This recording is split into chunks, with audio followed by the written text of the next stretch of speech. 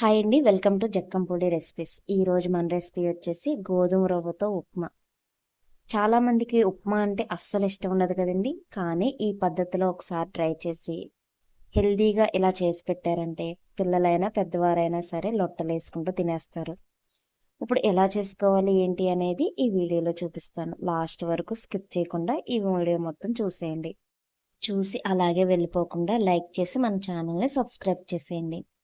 ఇప్పుడు గ్యాస్ వెలిగించుకొని ఒక కళాయి పెట్టేసుకొని ఇందులో ఆయిల్ వచ్చి ఒక 3 టీ స్పూన్ల వరకు వేసుకోండి. ఈ ఆయిల్ కొంచెం వేడైన తర్వాత పోపు దినుసులు వచ్చేసి ఒక 2 టీ స్పూన్ల వరకు వేసుకొని ఒకసారి కలిపేసుకుంది. ఇవి కొంచెం దోరగా వేగాలన్నమాట, మరీ ఎక్కువ కాదు, కొంచెం దోరగా వేగితే సరిపోతుంది. ఇప్పుడు మనం పచ్చిమిర్చి అనేవి గుండ్రంగా కట్ చేసి వేస్తారు కదండి చాలామంది, కానీ ఇలా పొడవుగా కట్ చేసి వేయండి. ఇలా వేసి ఒకసారి కలుపుకున్న తర్వాత ఉల్లిపాయలు వచ్చేసి పొడవుగా చీల్చుకొని ఇలా 1 కప్పు వరకు వేసుకోండి. అలాగే చిన్న చిన్న ముక్కల కింద కట్ చేసుకున్న అల్లం తరుగు, ఈ అల్లం తరుగు కూడా ఒక 2-3 టీ స్పూన్ల వరకు వేయండి. అల్లం తరుగు వేయడం వల్ల ఉప్మా అనేది చాలా రుచిగా ఉంటుంది. ఈ ఉల్లిపాయలు పచ్చిమిర్చి అనేవి దోరగా వేగే వరకు కూడా ఇలా కలుపుకుంటూ ఫ్రై చేసుకోండి.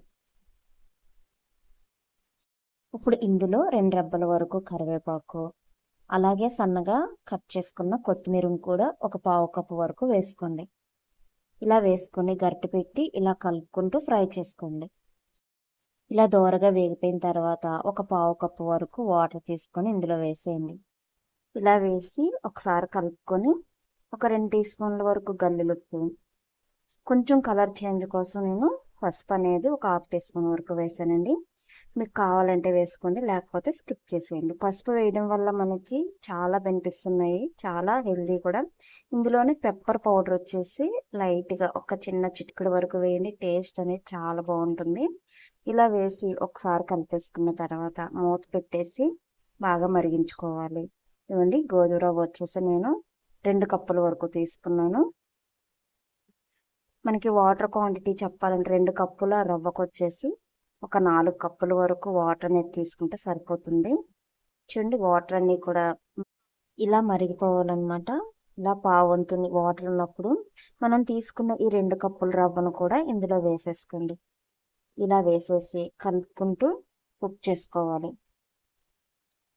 ముందు ఒక 10 నిమిషాలు హై ఫ్లేమ్లో పెట్టేసి ఇలా కలుపుకుంటూ కుక్ చేసుకోండి.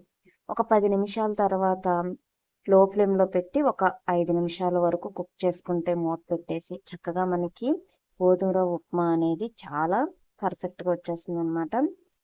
ఒక 5 నిమిషాల పాటు మూత పెట్టేసి ఇలా మగ్గించుకున్న తర్వాత మూత తీసి ఒకసారి కలుపుకుందాం. చూడండి, మనకి ఇందులో ఉన్న పొదును మొత్తం కూడా మగ్గిపోయి చక్కగా ఇలా పొడి పొడిలాడుతూ గోధుమ రవ్వ ఉప్మా అనేది రెడీ అయిపోతుంది. ఇలా ఒకసారి కలిపేసుకుని దింపి ఒక బౌల్లో సర్వ్ చేసుకుందాం. అంతేనండి, చాలా సింపుల్గా హెల్దీగా పిల్లలకి ఉదయాన్నే బ్రేక్ఫాస్ట్ అనేది చేసేవ్వండి, చాలా ఇష్టంగా లాగించేస్తారు. ఈ పద్ధతిలో కనుక చేసి ఇచ్చారంటే చాలా ఈజీ ప్రాసెస్ కూడా. మీకు కనుక నా వీడియో నచ్చినట్లయితే లైక్ చేయండి, షేర్ చేయండి, అలాగే మన ఛానల్ని సబ్స్క్రైబ్ చేయండి. లాస్ట్గా ఇలా కొత్తిమీర అనేది చల్లుకొని లాగించేయండి. అలాగే కొత్తగా ఎవరన్నా చూస్తున్నట్లయితే బెల్ ఐకాన్ ప్రెస్ చేసి అందులో ఆల్ అనే బటన్ ఉంటుంది, ఆ బటన్ ప్రెస్ చేశారంటే మన నోటిఫికేషన్స్ అన్నీ కూడా మీరు చూడొచ్చు. అలాగే చూసి వెళ్ళిపోకుండా లైక్ చేసి కామెంట్ చేసేయండి. Thank you for watching.